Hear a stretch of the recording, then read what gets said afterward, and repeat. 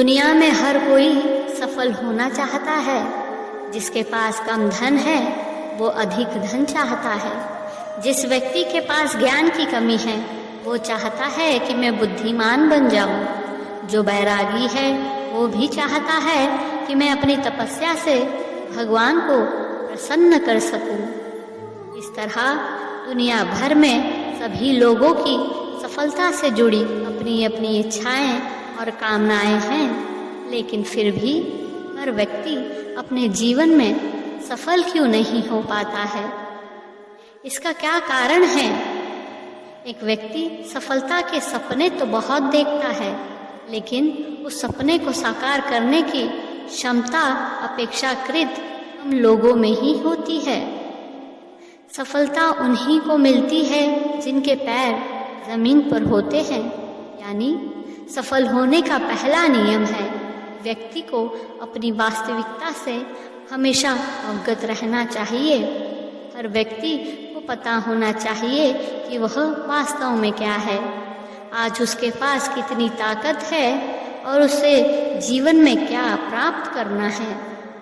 बहुत से लोग अपने बारे में जानते हैं, लेकिन अपने आसपास के वातावरण से प्रभावित होकर खुद को अयोग्य समझने लगते हैं। उन्हें अपनी किस्मत से शिकायत होने लगती है और वे सोचने लगते हैं कि शायद उनके जीवन में सफलता ही नहीं लिखी है। ऐसे लोग उस कमजोरियों को अपने जीवन में अपनाकर और उसे ही सच मानकर अपना नसीब मान बैठते हैं और उससे कभी बाहर ही नहीं निकल पाते हैं। इसलिए सफलता प्राप्त करने के लिए दूसरा नियम है अपने बारे में जानकारी प्राप्त कर स्वयं में आत्मविश्वास जगाना।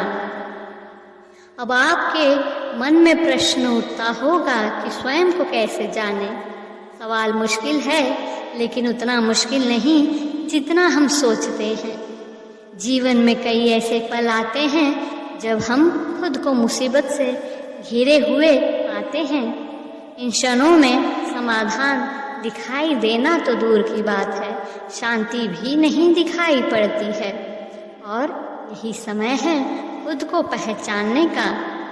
मनुष्य के लिए प्रत्येक क्षण परीक्षा का समय होता है।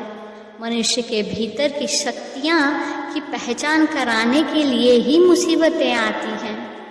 मुसीबत के उन पलों को याद करें, आप पाएंगे कि आपने इसका कैसे सामना किया।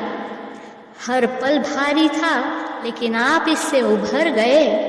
आज उन लम्हों को याद कर शायद आप सिहर उठते होंगे, पर उस वक्त तो आप एक कुशल योद्धा थे जिसने अपने पराक्रम से वह युद्ध जीत लिया।